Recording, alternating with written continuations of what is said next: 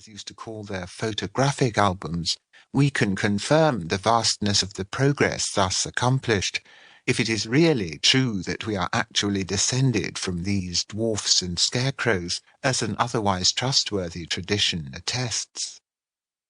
From this epoch dates the discovery of the lost microbes which had not yet been analysed by the Neo-Pasteurian school. Once the cause of every disease was known, the remedy was not long in becoming known as well, and from that moment a consumptive or rheumatic patient or an invalid of any kind became as rare a phenomenon as a double-headed monster formerly was, or an honest publican. Ever since that epoch, we have dropped the ridiculous employment of those inquiries about health with which the conversations of our ancestors were needlessly interlarded, such as, "How are you?" or "How do you do?" Short-sightedness alone continued its lamentable progress, being stimulated by the extraordinary spread of journalism. There was not a woman or a child who did not wear a pince-nez. This drawback, which besides was only momentary, was largely compensated for by the progress it caused in the optician's art.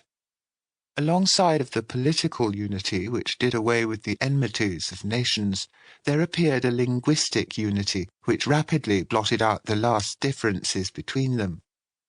Already since the 20th century, the need of a single common language, similar to Latin in the Middle Ages, had become sufficiently intense among the learned throughout the whole world to induce them to make use of an international idiom in all their writings.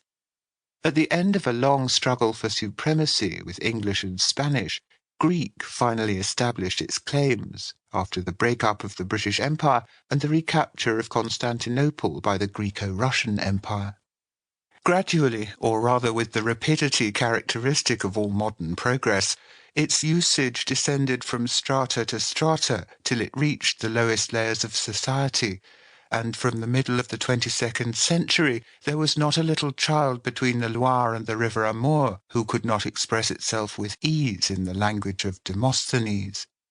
Here and there a few isolated villages in the hollows of the mountains still persisted, in spite of the protests of their schoolmasters, to mangle the old dialect formerly called French, German, or Italian, but the sound of this gibberish in the towns would have raised a hearty laugh.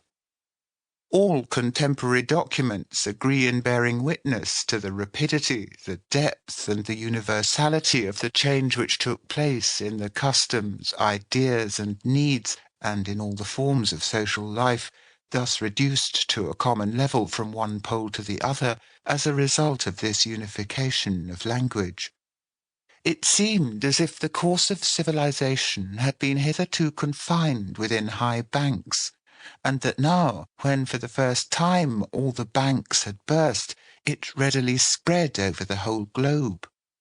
It was no longer millions, but thousands of millions that the least newly discovered improvement in industry brought into its inventor. For henceforth there was no barrier to stop in its star-like radiation the expansion of any idea, no matter where it originated. For the same reason, it was no longer by hundreds, but by thousands, that were reckoned the editions of any book which appealed but moderately to the public taste, or the performance of a play which was ever so little applauded. The rivalry between authors had therefore risen to its fullest diapason. Their fancy, moreover, could find full scope, for the first effect of this deluge of universalized Neo-Hellenism had been to overwhelm forever all the pretended literatures of our rude ancestors.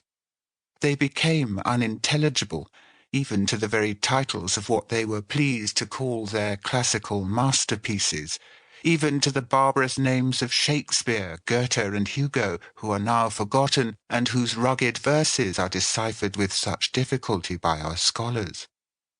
To plagiarize these folks, whom hardly anyone could henceforth read, was to render them service, nay, to pay them too much honour. One did not fail to do so, and prodigious was the success of these audacious imitations, which were offered as original works. The materials asked to turn to account was abundant, and indeed inexhaustible.